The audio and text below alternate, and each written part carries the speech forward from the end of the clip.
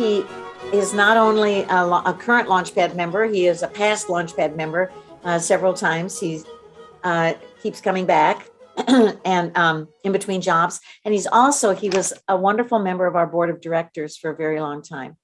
John Rothgeb, he's going to be talking about cloud transformation and, this is what he is. He is a cloud transformation and SPM strategy advisor, architect, consultant, and trainer. And his topic today is all about the future, the current chaos and the future, disrupting transformations, how transportation and energy transformation are impacting everything. He is a former Launchpad board member, as I said, a tech savant, vocal club participant, as many of you know, all around good person, very generous in so many different ways. Connect with John to get more connections, and I will waste no more time. John Rothgeb, take it away. Thanks, Kathy. You can see my slide, right? Correct. So, okay, so I may look off to the side here. I've got multiple screens, so I'm checking my notes. This is the first time I've done this particular presentation formally with slides. So I'm even considering becoming a futurist. And, you may think this is a little over the top, and I'll tell you how I got here, but I am really convinced that it will change everything and much sooner than everybody thinks. Let me read you from a true futurist, the guy who founded a think tank and has built a framework and an analysis method for figuring all this out, Tony Seba. He said, "We are on the cusp of the fastest, deepest, most profound disruption of the energy sector in over a century. Like most disruptions, this one is being driven by the convergence of several key technologies where costs and capabilities have been improving on a consistent and predictable trajectories, namely solar photovoltaic power, wind power, and lithium-ion battery energy storage." And he calls that SWB, solar wind battery. Adoption of solar wind battery is growing exponentially worldwide. And with the right choices, many regions can achieve 100% clean electricity as soon as 2030. You hear this and it's, but I started looking very deeply at this. A friend of mine sent me a video, and what I figured out, I started checking all their numbers and checking what's going on. And I figured out, being a history guy and a researcher, I figured out that this is a lot further along than a lot of people think. We always hear, go clean energy by 2050 or 2060 and blah, blah, blah. And Tony says we could do it if we really wanted to by 2030. And what I found is that the economics alone now are driving it. It's past the point where Exxon can throw confusion into the market and keep us from going green. It's past the point where government can really slow it down because the people with the money are going to put their money there. So I believe in it so much that I did some analysis and I ordered, I'm selling my Mercedes. I love my Mercedes. Got a heck of a deal on it. It gets 44 miles to the gallon, but I figured out a way to get a free Tesla for about 10 months, and I ordered a Tesla. So why is this important to Launchpad Job Club members? This is what I'm going to talk about. Disruptive transformation. Well, we've seen a lot of disruptive transformations over our lives, but this is bigger. This is both transportation and energy, and both of those are significant components of every other sector of society. And this is going to affect jobs, companies, and investment. If any of us want to retire, we're going to need to know about this. And being informed is going to be a lot better than waking up one day and saying, oh my gosh, I've got a bunch of investments in areas that are stranded and not returning anything. It gives you the ability to look forward and possibly pick companies where you can have a long-term career, companies that are growing, and the chance to move forward and be promoted. I'm going to talk about a little about history of disruptions and transformations and what they look like. We've seen them, but I'm not sure we think a whole lot about them because we tend to look forward rather than back a lot, unless you're a history geek like I am. I'm going to then talk about the disruptive transformation of transportation. Say that 3 times fast. It's coming. It's the most visible one right now. Show you a few facts and statistics and where I think that's going and what you're going to probably see in the next 2 or 3 years, and then 5 to 10 years out. Then we're going to talk about energy, or I'm going to talk about energy. And that one is kind of under the surface. You don't really see it, but we're acutely aware of it because of our, winter storms and ERCOT and the grid here in Texas. And a lot of that was blamed by certain people on renewable energy, but it's not really true. And there's an answer for that. Then there's a third one. It's actually more a business model. It's one we've seen with Uber and Lyft, but business models, disruptive business models, and the capability for autonomous driving are going to play into this big time. And that's going to be another factor that really literally changes everything. And then I'm going to show how those are all going to converge: energy, transportation, and autonomous driving vehicles, and how that is going to, by 2030 to 2035, maybe as late as 2040, but I doubt it, massive things in our society and globally can change. And we're going to have some input into that. And then I'm going to give my best guess. I've only been a few months into really drilling down on this and validating it all, but I'm going to talk a little about what I think it may mean for the future, for employment, and for your investments. Okay, and then I'll open it up to questions, and by all means, ask any questions when you want. So how I got into this is a friend sent me this video by a couple of guys, a guy named Adam Dorr, Dr. Adam Dorr, and then Tony Seba. And they're at a think tank that's been around at least 5 years. They've been talking about this stuff. Tony Seba has for over a decade, and he's built a framework for analyzing this. And I saw the video. It's not real long. And I thought, wow, that's really interesting, because I've been interested in this stuff for quite a while. I've been watching the rise of Tesla, which is not an auto company. It's an energy company.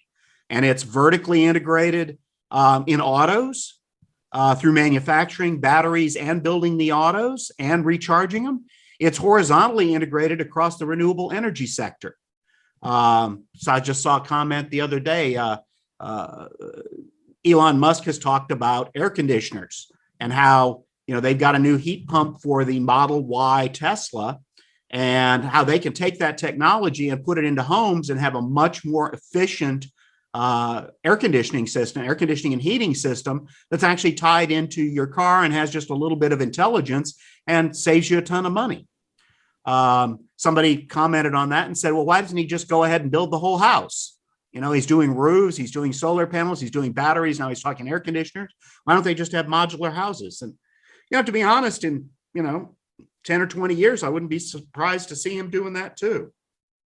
So one of the most incredible visual impacts about these disruptive transformations that I've seen, and by the way, I put a lot of references into the chat, and I'll have them at the end of this presentation too. If you're interested, you can go into here, into the YouTube channel, and you can view these videos, ask me questions, whatever. Like I said, I've been drilling down on a lot of this.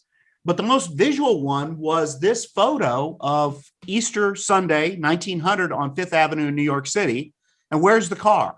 There's one car. It's all horses and buggies. And then 13 years later, in 1913, very similar, on Fifth Avenue, Easter Sunday, very similar perspective. Where's the horse? And you think about it here, and, you think, okay, so they changed from cars to horses, but all the carriage makers are gone. All the people breeding horses are no longer making money. All the people shoveling manure. At this time, the big cities sometimes had vacant lots that were multi-stories high with manure that they couldn't get out of the cities. All of the drivers either had to relearn or had to find a new profession. If you're driving horses, it's different from driving a car. Now you have gas stations. Now you've got mechanics. Now you've got factories building cars, not essentially craft shops building buggies. You've got all the harness makers who are out of work. So, there are health implications here. all that manure on the streets being shoveled. Stables are gone. Now you've got parking garages, so you got to rebuild those. I mean, on and on and on. And this is just horse and buggy to automobile. And it was a much smaller, simpler society that moved much more slowly. And this happened in 13 years.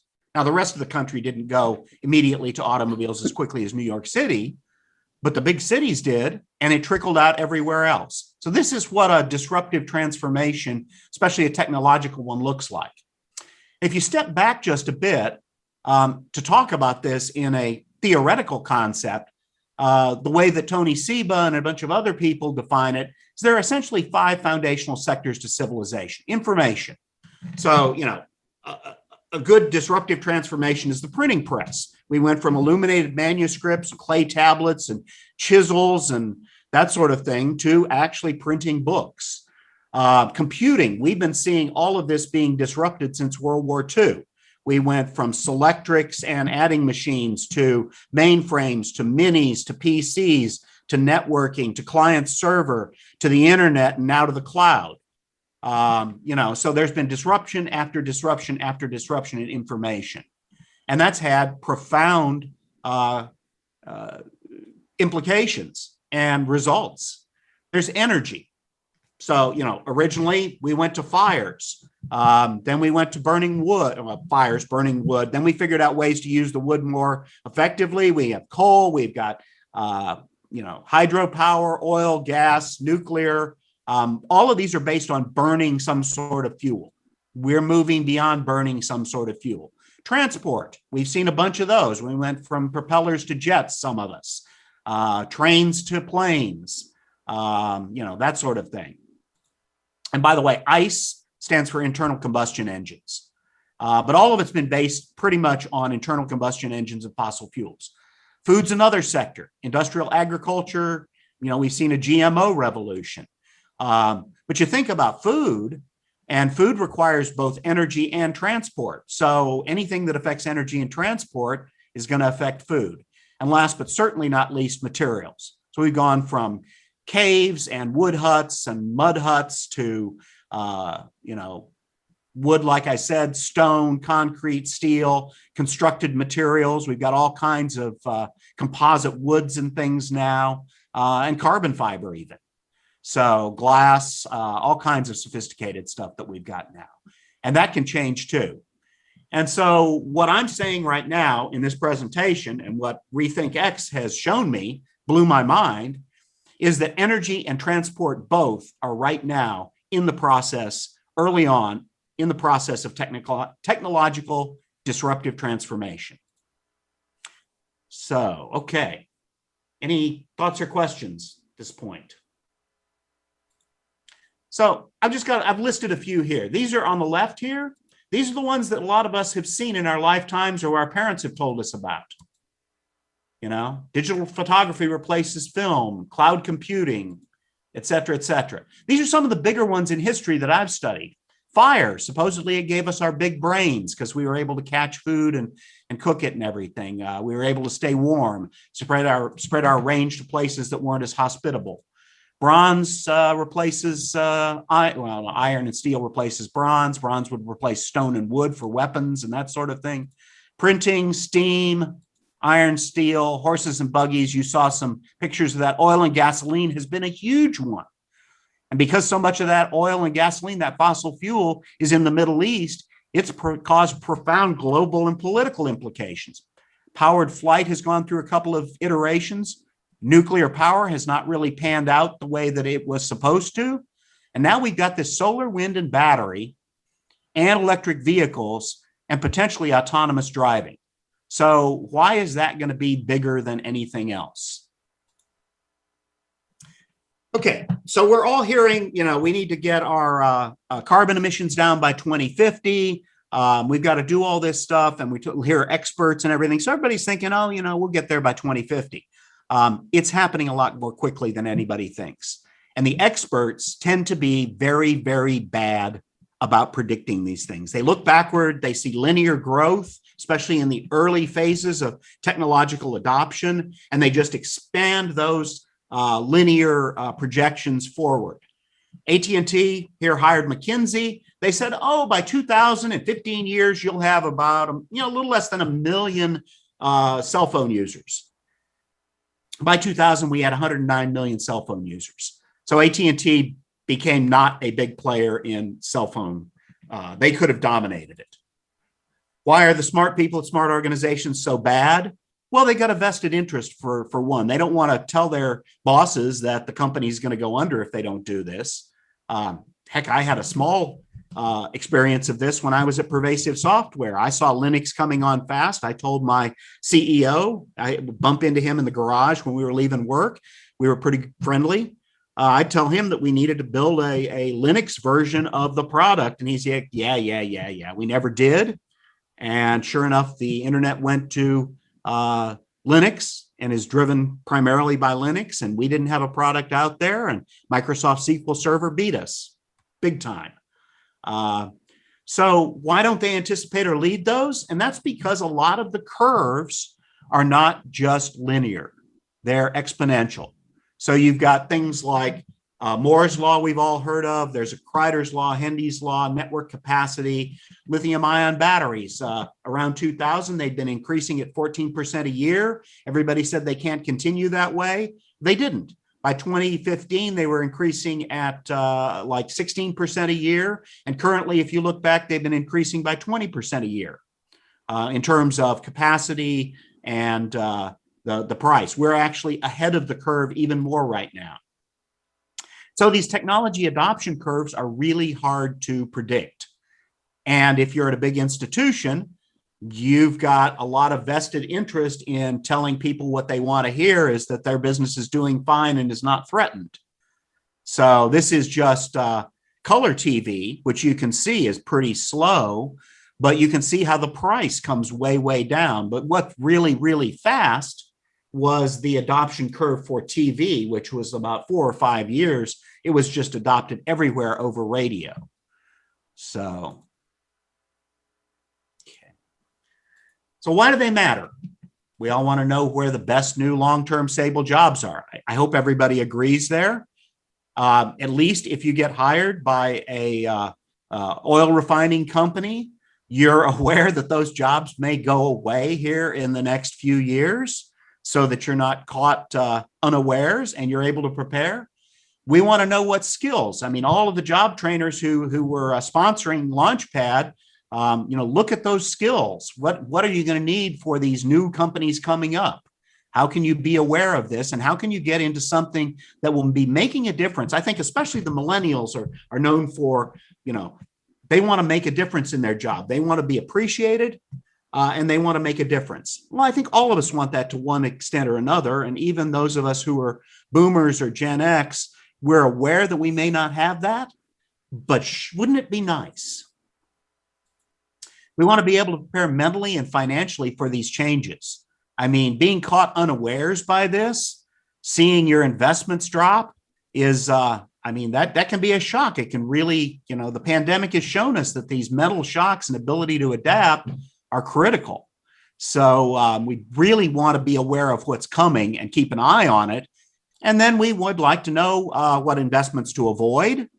I think the good news right now is we're early on in this. The both good and bad news, double-sided, is that it's going to move a lot faster than most people think. We've still got a few months or years to move investments from places that are going to be stranded to places that could pay off, 5, 10, 15, 20, 25 times or more. I mean, they're going to be, I think, and I am not an investment advisor. You could lose all your money following anything I say here.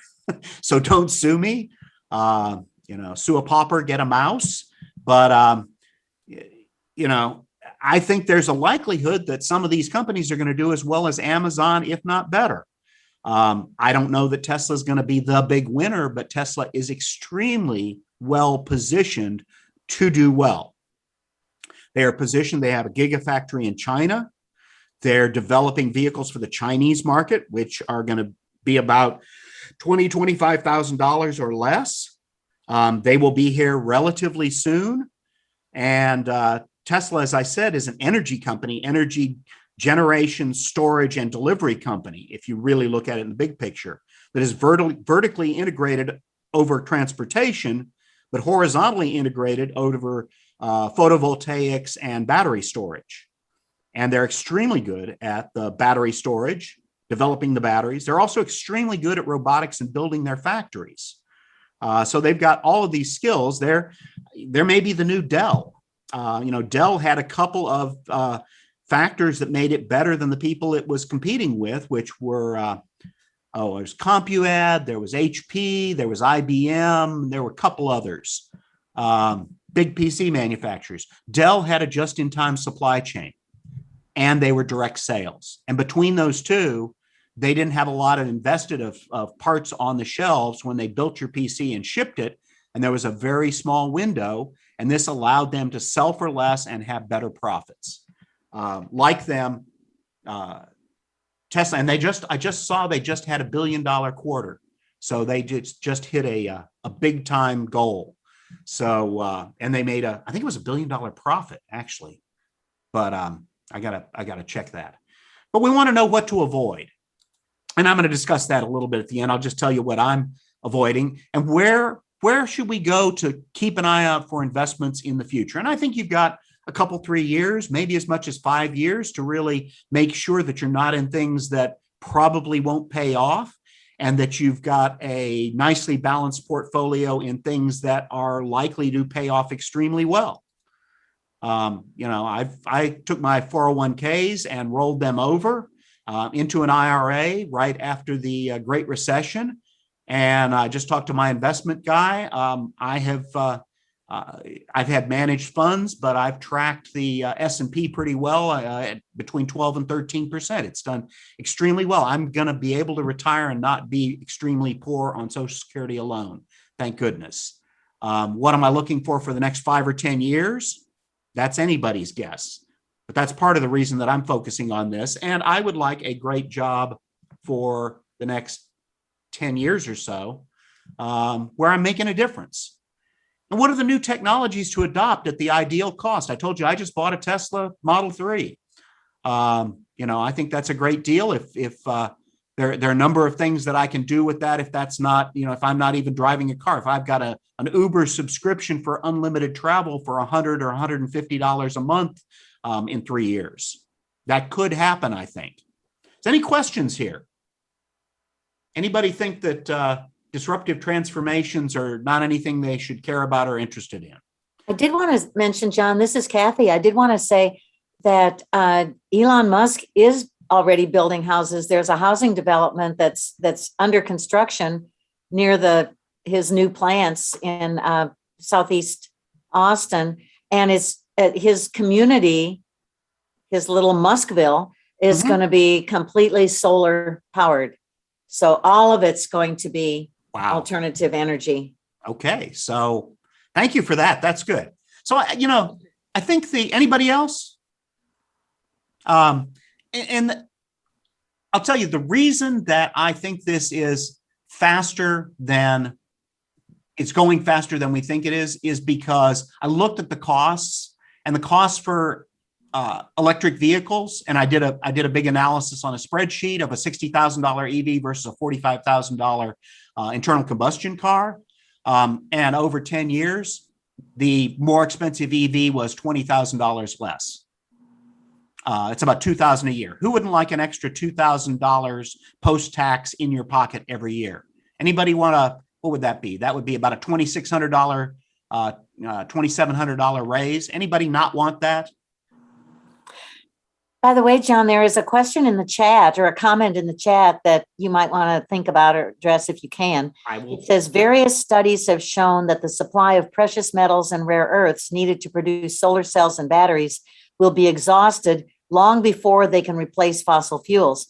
Additionally, solar cells have a lifespan before failure of 15 to 20 years. How does the industry plan to make more solar cells when the basic materials are exhausted or incredibly expensive? Good point. I had not seen those studies yet. I've heard that about lithium, but there is a huge amount of lithium out there. And the first thing in terms of batteries will be recycling. The other thing is new technologies. So there is, iron air batteries for grid batteries.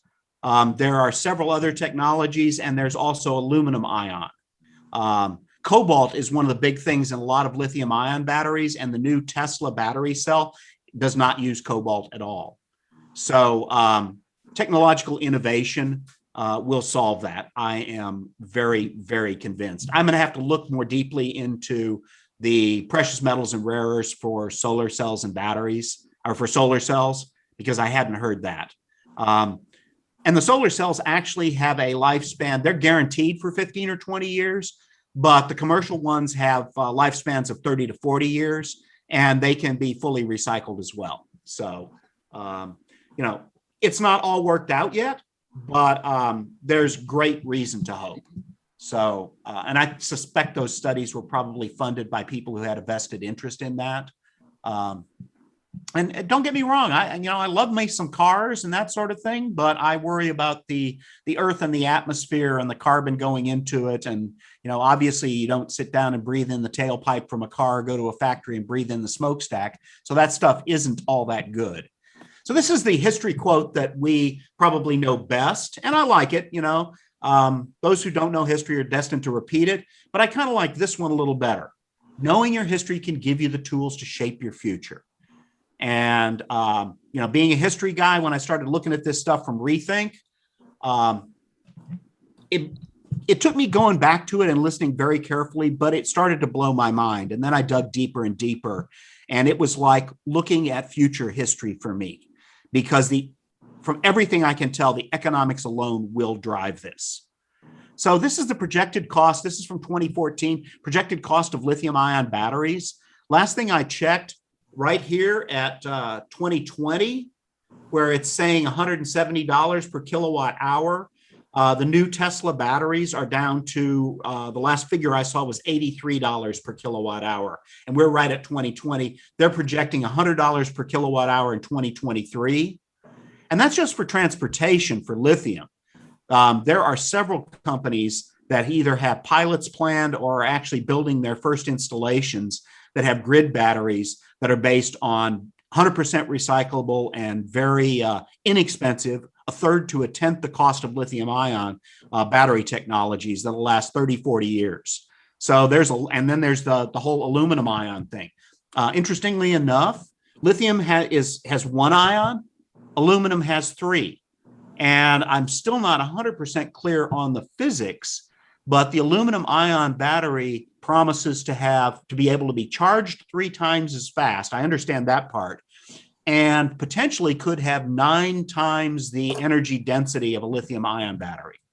And what that means is if you've got a $1,500 battery pack in your electric vehicle, you can cut it by half and you still get 4.5 times the energy. So a 200 mile range on a battery pack would actually be close to 1,000-mile range on a battery pack that weighs half as much. So that's the promise. And most of these estimates are done based on what we have today, not even factoring in any new technologies whatsoever. So again, in 2014, there were 3 lithium-ion megafactories. Now there are 96 and more are being built. I just met somebody at Launchpad that I met for coffee, and he's got a buddy at ERCOT who says they are being bombarded by people with a bunch of money who aren't technical or engineers who want to build grid batteries, and they want to know where to connect them, where to site them, how to connect them to the grid. So there's this rush to build these batteries to augment the wind and solar. But the tech cost curve continues to accelerate. And here's a little hint. If you're looking for companies that will do well going forward, here are a few. I just bought some Tesla shares. I'll disclose, But CATL, Samsung SDI, LG Chem, Dyson even is planning an electric car. Panasonic, Total, which is a fossil fuel company. I'm not sure. They're going big into batteries. They're European. They're French. You'll see them on a lot of the race cars. Bosch, BYD. BYD is the biggest EV company in the world, especially that you've never heard of, but Warren Buffett he invested in them. Daimler, of course, auto company. VW is going big, but I think Total, Daimler, and VW, because of their existing investments, I suspect they're a little too late to the party and they're going to really struggle. So EVs are 10x cheaper to charge and fuel. 10x. I just sat down and looked. If I charge my Model 3 in my house, it's going to cost me $9 to about $15 a month to drive 800 or 1,000 miles. So, and there are 20 moving parts in the Model 3. There are 35 moving parts in the dual motor Model 3s. There are over 1,000, close to 2,000 in any internal combustion car. So EVs last, the numbers I've seen, I would say they last at least twice as long, but the numbers I've seen is they last 3 to 7 times as long because they have very few moving parts and most of them are electromagnetic. They're not friction. They're not bearings necessarily. So, if you buy a car, right now, the cheapest EV you can get is $40,000. But if you buy it and you cut your maintenance by a tenth, your fuel cost by a tenth, and it lasts twice as long, that's going to save you some money. That's going to put some post-tax money in your pocket. If you get to the point where we've got $20,000 EVs or $15,000 EVs, which is a lot of what they're selling in China right now, and I predict those will come to the US in 2022, 2023. So check me on this in a year or two. But when it's the same price as the cheapest internal combustion car you can buy, it costs you a tenth as much to run and maintain, and it costs you, and it lasts twice as long. That's going to be like putting several $1,000s in every poor working and middle-class person's pocket. So I think big implications here. 10x cheaper to maintain, 2,000 parts versus 18 moving parts. Tesla's looking at an infinite mile warranty and they want to build a 1,000,000-mile battery. And this was just announced this year. It is an Xpeng. There are also some Neos and some BYDs announced, but the Xpeng is it sits right in between the Model 3 and the Model S that Tesla has. And these vehicles, it was announced at $34,500. So it's dropping the price. What is that? $5,500 from the Tesla. And there are more on the way. And this is a pretty high-end one from China. So, that's coming ASAP. It'll probably be released here the end of this year, early next year. They'll be building them here. And there are 300 EV companies in China, 5 big ones: BYD, Xpeng, Neo, a couple others. This is BYD. They make a lot of electric buses, and they're also a huge battery manufacturer. They've announced this e-platform, which is what you see here: the 2 motors, the software, all the connecting pieces, suspension, wheels, and battery. They'll sell it to anybody, and they have alliances with several of the big automakers. They're claiming a 600-plus mile range on this, and it uses flat-pack lithium-ion batteries.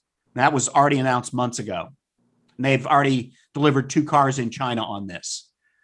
This is going to make the Japanese invasion of economy cars look small, I think, and it's going to happen next year or the year after.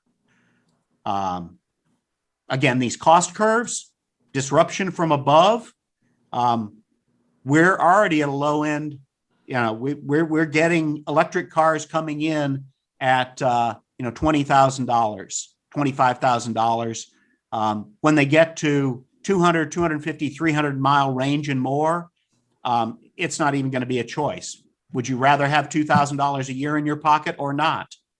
And you get to be clean, and you can plug that car into your house and run it for 2 days as a backup if you get snowed in or it's super hot and you're not going out. On the energy side, this is what LCOE is: the levelized cost of energy. This is what solar wind cost to build and generate. It's already below natural gas. And natural gas has basically killed coal. Almost nowhere in the world can you get a coal plant financed anymore, which is a good thing. So I'm just looking at the economics. So, okay, let's move over to energy. Anybody doubt me on the electric vehicles or wouldn't like several $1,000s in your pocket a year and drive a clean car, especially if you've got a 500 or 1,000-mile range and it's quiet. I was thinking the other day, the guys were starting up in my neighborhood to do the lawns with their lawn yard tools at 7:30 in the morning, and the garbage truck came by, and those are all at like 95, 100, 110 decibels. I was thinking, gosh, won't it be nice in a few years when all of the yard tools are electric and the garbage truck is electric, and those things will be almost unable to be heard. I just think the noise pollution alone will be almost worth the change. So we've seen that, but the trifecta is really solar, wind, and batteries. And Tesla's building this out. There's a company called Ambri. There are a number of, thanks, Cindy. The noise is annoying. So there's a company called Ambri that's got a liquid metal battery that's a third the cost of lithium-ion that's building these. There's a couple of other companies that are working on the iron air battery. There are several dozen different technologies that people are pushing forward to cut costs and increase to production manufacturing levels. And, if you can take your solar and wind when you don't have a high load and take that at 3 cents per kilowatt hour or 2 cents. I've even seen sales of solar energy as low as 1.3 cents per kilowatt hour. And you can store that in a battery to be sold back at a 50% or 100% or 200% profit and still be cheaper than natural gas or anything else. Then it's gonna move this direction. I mean, that's huge. And as I said, I just talked to a friend who has a buddy at ERCOT. He's getting bombarded by people wanting to site and build these and connect them to the grid. I have a question, John, about Sure. your notes over there. Right. So number 2 says solar costs have come down over 80%, are likely to continue to another 70% or so by 2020. So that means that they'd be down to 10% of their original cost. And Yes. if so, is the 2020 date incorrect, or is that really what you meant? They've already dropped in the last 10 years. I didn't mean to be showing my notes actually, but yeah, they've already dropped 80%, and those cost curves, that's what I'm showing right here. So from 2010 to 2020, they've come down 82%.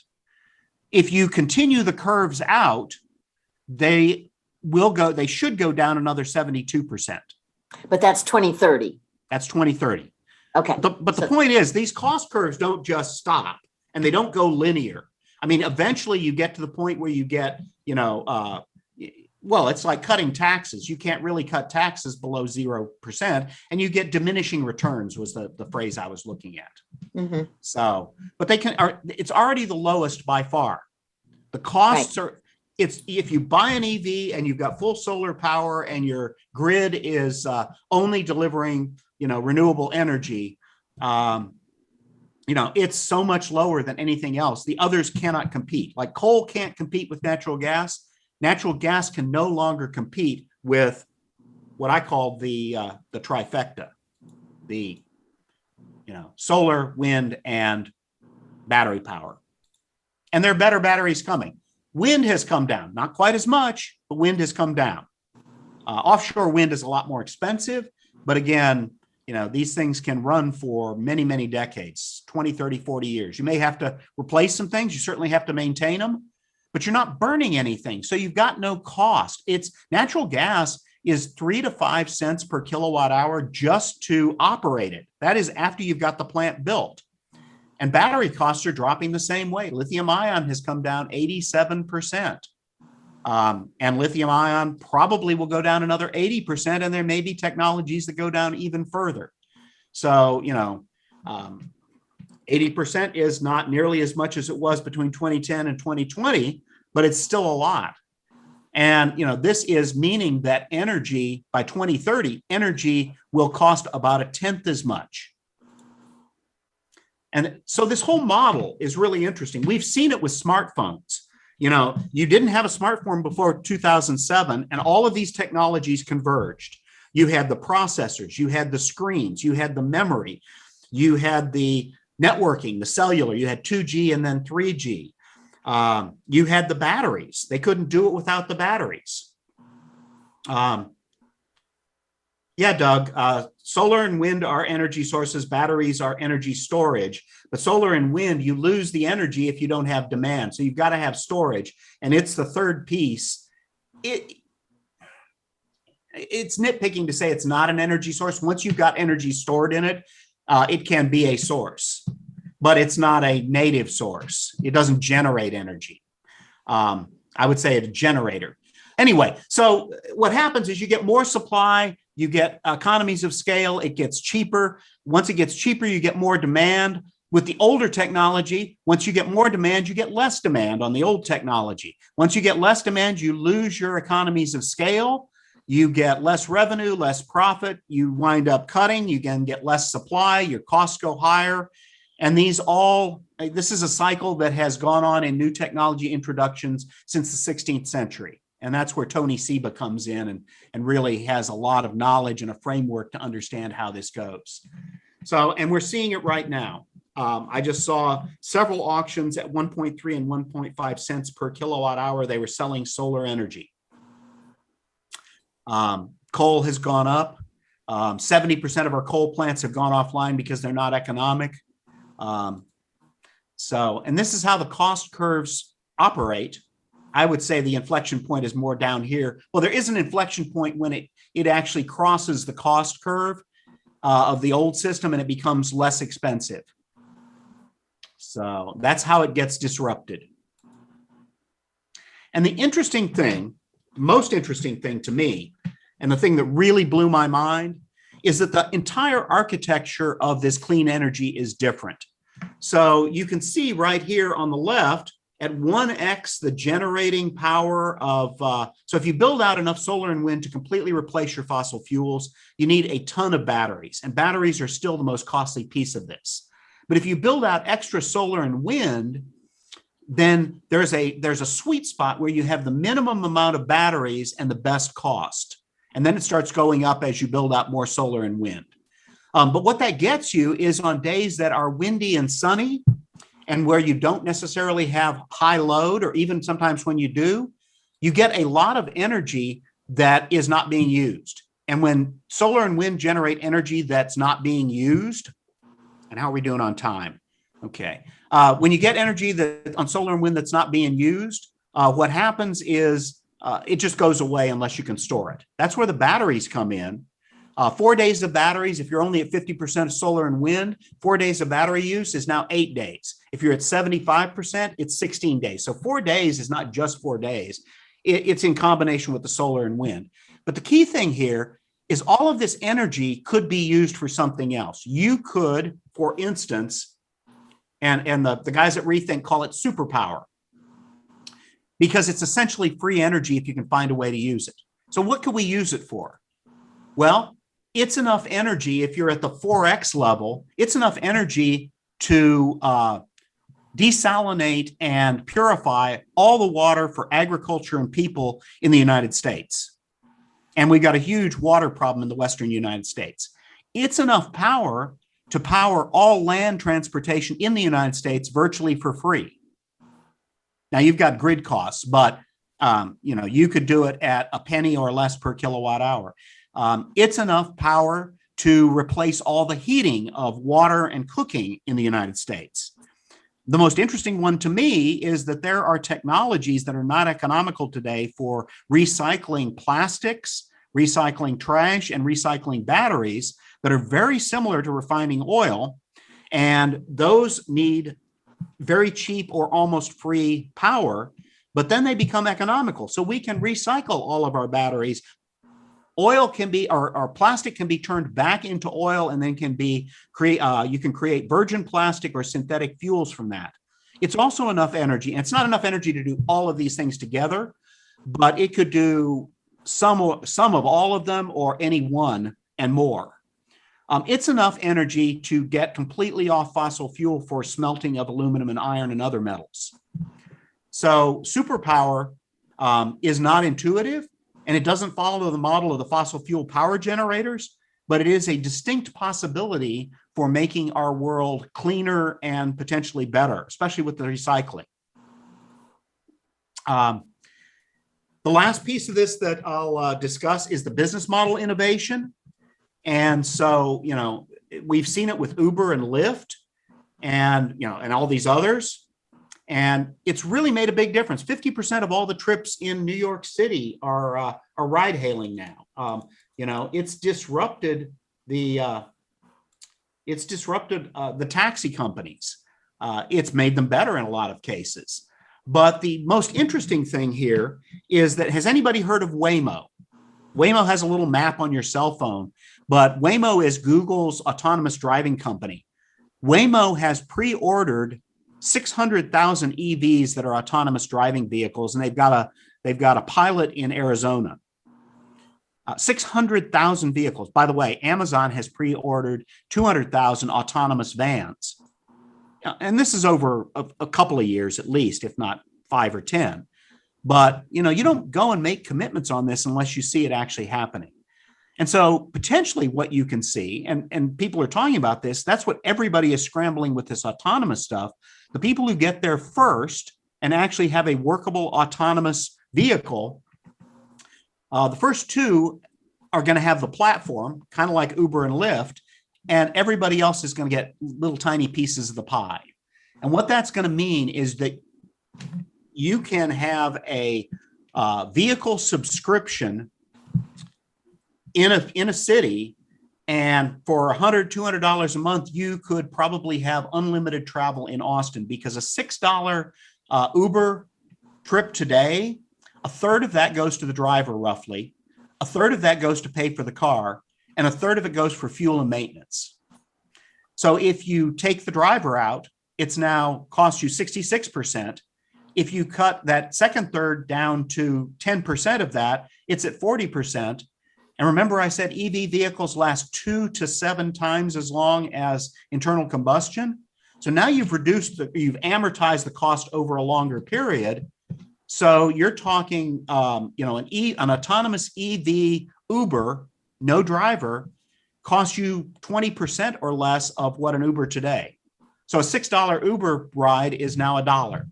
And who can't afford a $1 ride? It's going to democratize transportation in cities. You could have unlimited travel in a city for a subscription, not own a car. And I mean, one of the interesting things are our cars sit 95% of the time.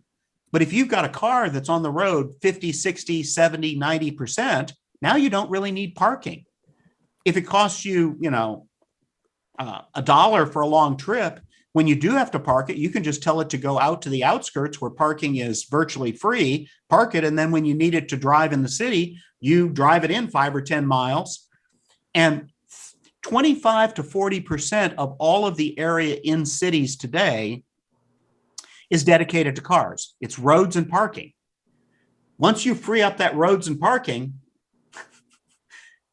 Kathy, on prom night, the one big service will be cleaning all of those taxis, but you won't have nearly as many taxis. You'll have about 20% or less of the cars on the road. So all the congestion goes away.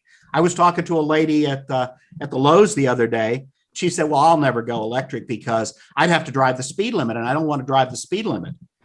But if you're in an autonomous vehicle, yes, it drives the speed limit, but it communicates with all the other cars, so it doesn't have to stop at a stop sign or a stoplight. Wouldn't you like to drive the speed limit if you never had to stop at a stop sign or a stoplight? Straight through from wherever you are to wherever you're going. Wouldn't that be nice? This is a Waymo van. So, already Florida has a law, and about 20 states have laws on autonomous vehicles, but Florida's has, there are people saying probably Clearwater or someplace like that, St. Augustine are going to be the first ones to officially allow Waymo or whoever it is to run a full-scale pilot across the city. And once that happens for a few months, everybody else is going to scramble for it. So there will be places where people clean up at least the interiors of the cars. You can run the cars through a car wash, of course, but you still are going to have to clean up the interiors. So that will be a job for somebody. So, like I said, cars are a huge waste of time and space and money. Today, I just saw the average new car cost $41,000, but they're parked 90% of the time. So that's a 4% asset utilization. If you could take that to 50% or 70%, that's going to be huge. If I can get a subscription for $2,000 a year to drive anywhere in the city, anytime I want, as far as I want, as many trips as I want, I'm going to take that over paying for a car. I spend about $6,000 a year on a car right now, and I'm very frugal. That's not a brand new car. So the reason I went for the Tesla was that with used cars up 17%, I owe $10,000 on my Mercedes. I bought it for $23,000 with 70,000 miles. It's beautiful, pristine, gets 44 miles to the gallon. I can sell it for $19,000. That is the down payment and 10 months of payments on the Tesla. So I get a free Tesla if I sell my Mercedes. And after that, it cost me a tenth as much. It lasts twice as long, cost me a tenth as much to run. It's brand new and cost me a tenth as much to maintain. Basically, tires is all I have to do to maintain it. So why are we interested in all this? What employment opportunities and jobs will be available in the next 5 or 10 years? How can we get a job? Karen, road trip vacations. Good question. I don't know what the models are, but you'll just be able to rent a car and it'll be much less expensive. It'll be about half the price of renting a car today. The interesting thing, let's say you're a kayaker and you want to do a 50-mile kayak trip. You take a autonomous Uber out to wherever you start the kayak trip and unload your kayak. You go down the river, and either the kayak people who are helping you do that, they can either send their van down, again, no driver, so you don't have to pay a driver to drive down and drive back. They can send their van down to pick you up at the end of the trip, or you can just get on the phone and you can schedule a vehicle to go and pick you up. You know, if you're paying $1 for a $6 trip, then, you know, going out 100 miles is going to cost you $10 rather than $100.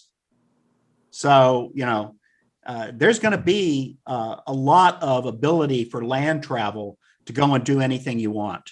I think the big buses are going to be gone. We're going to have, you know, 5 and 10 people buses that go everywhere. Like, you know, they were predicting that kind of ride share airplanes were going to take over the small planes where you have, 5 or 10 people and you'd be able to book them anywhere. They were like partial shares. There was a term for it. They were saying that was going to take over the air industry. Well, it didn't. But I wouldn't be surprised once you have autonomous vehicles. I mean, the air industry, you still had to have a pilot. But the autonomous vehicles, you can have these, 5, 10, 15, 20 person vehicles, go anywhere, pick anybody up, haul as much luggage as you want. Somebody will make good money on having a pickup truck that's autonomous, and you just load something in and take it over to a friend and they unload it.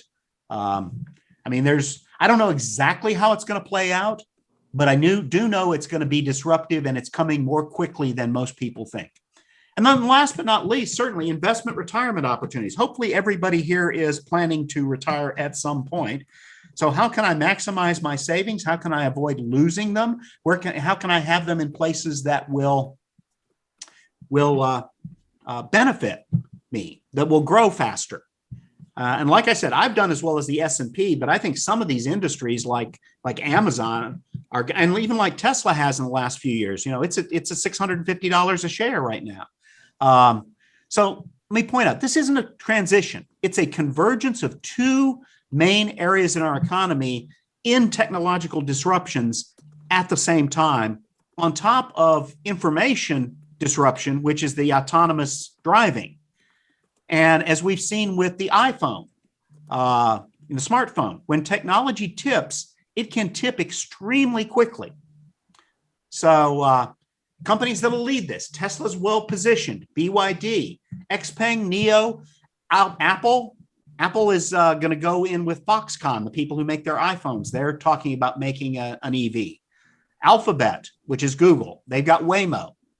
Amazon ordered 200,000. Uber, Lyft, Didi, Ola, Panasonic, all the people who make batteries.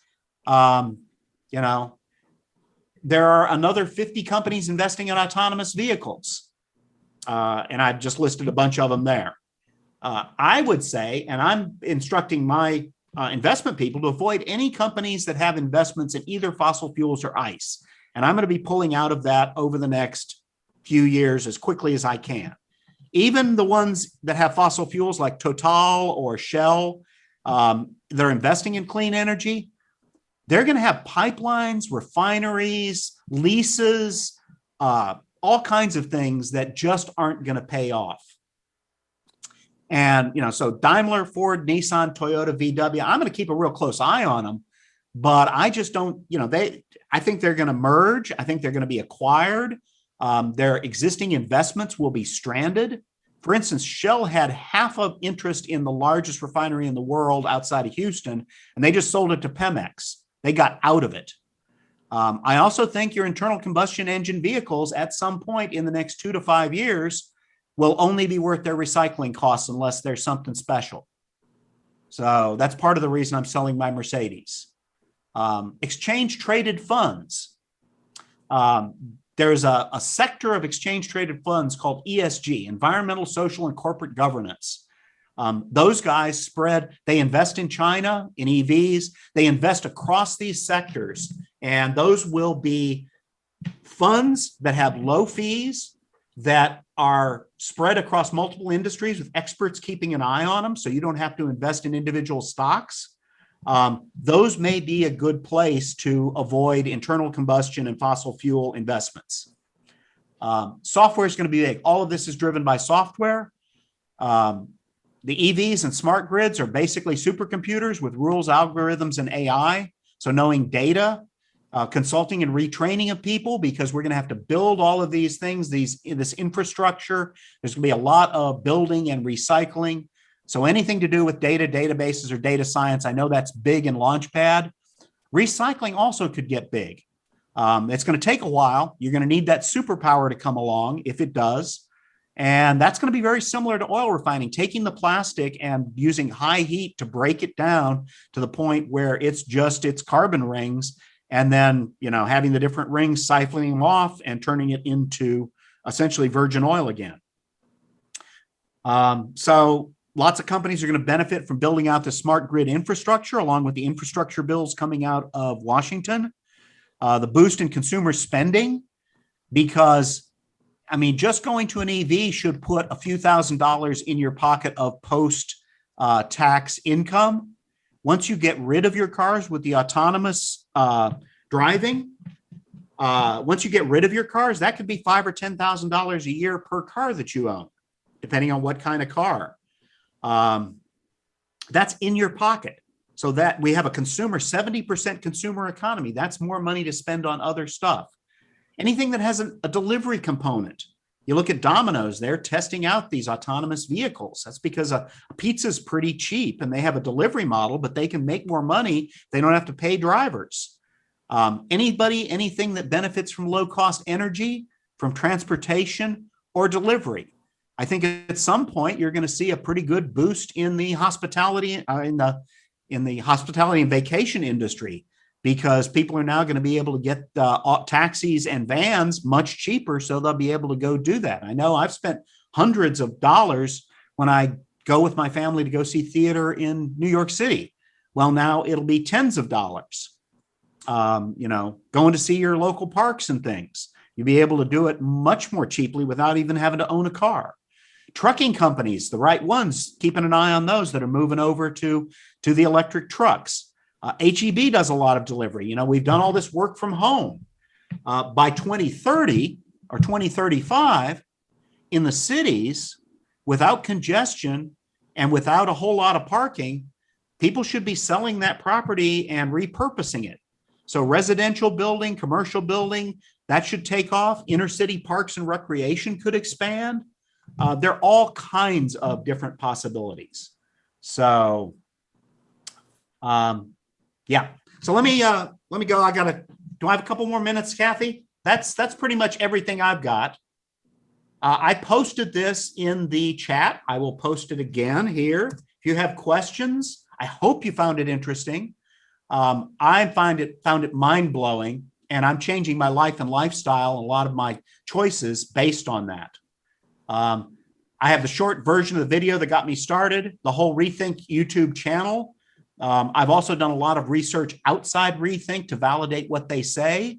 Here's a link to Bloomberg saying that global EV sales are ramping up faster than expected. And I think that's happening all across this renewable energy sector. It's going to be driven by the economics. Here's a link to the 7 ESG ETF funds. It's through Kiplinger, very reputable. So if you're interested in ETFs, moving from mutual funds or ETFs that might have fossil fuels or internal combustion into more responsible ones focused on renewable energy. And then there's a whole thing with Rethink X about all of the investments. There are trillions of dollars invested in internal combustion, manufacturing, infrastructure, and in fossil fuels.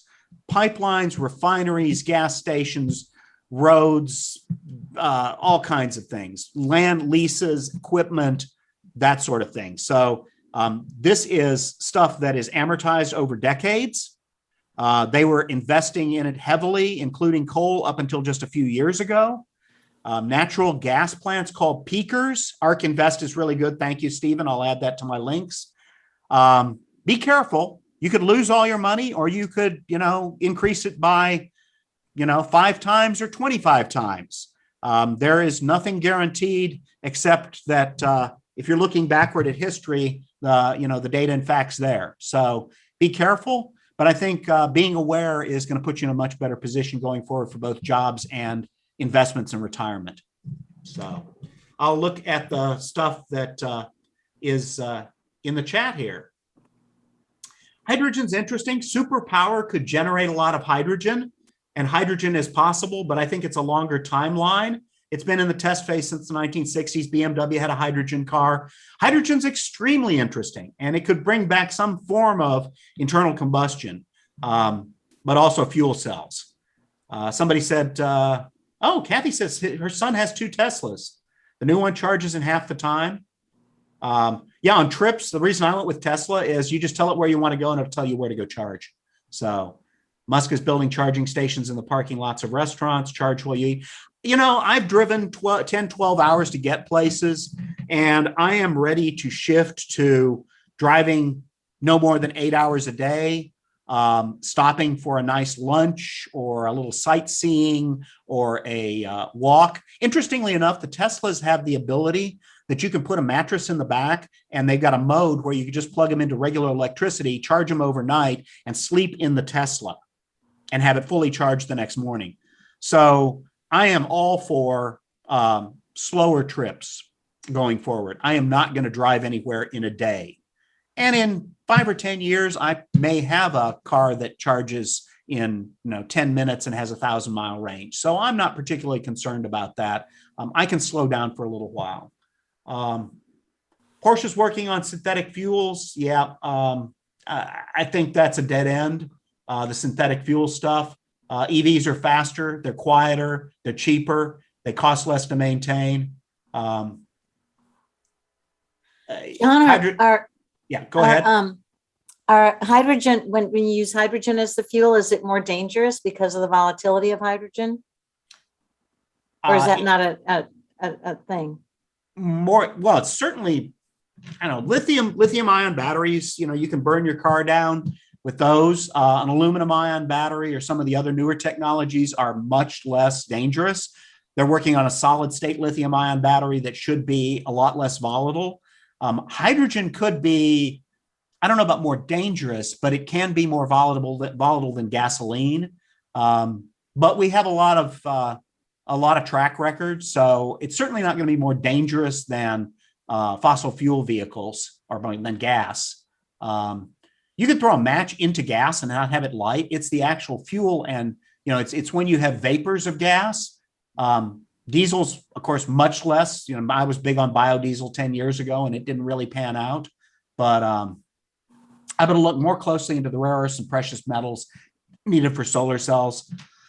A lot of the new technologies, which I'm not counting on, they are concentrated in bad countries that you don't want to fund or buy from. But for instance, cobalt is a classic one there. Tesla's new 4680 cells don't need any cobalt at all, and they've actually eliminated the tab in standard battery cells, as have the flat pack lithium-ion batteries from BYD. So yeah, there are concerns here, but I don't think they're anything that innovation and technology can't relatively easily overcome. The one concern, I love racing, and the electric cars are interesting, but there's nothing like an internal Formula One engine or the Porsche 911 GT3 Cups or things like that. The sound is pretty nice, and I think having it come out of speakers, which you could do, if it's coming out of speakers, it's just not the same. So where will racing go? That's going to be an interesting thing, but it's just a tiny blip on the scale of general transportation.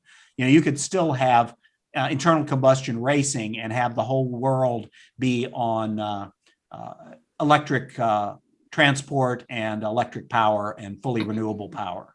So that's my view. I don't know if it's going to be 2028, 2030, 2035, but I'm just saying that all of this is coming much faster than 2050 and much faster than most people think.